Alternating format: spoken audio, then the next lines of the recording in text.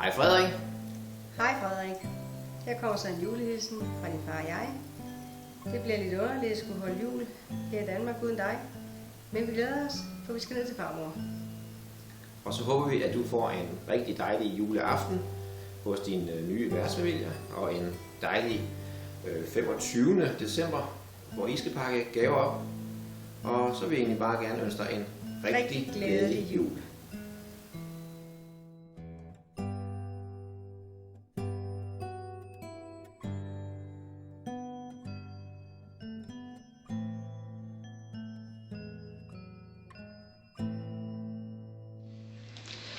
Hej fra træets grønne top, stråler juleglansen. Spillemand, spil lystigt op, nu begynder dansen. Læg nu smuk din hånd i min, ikke rør ved den rosin. Først skal træet vises, siden skal det spises.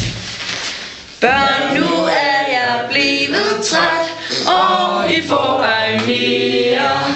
Moder er i køkkenet, nu skal hun traktere. Hvor får du denne bog? Løft en gang, hvor den er tung. Julen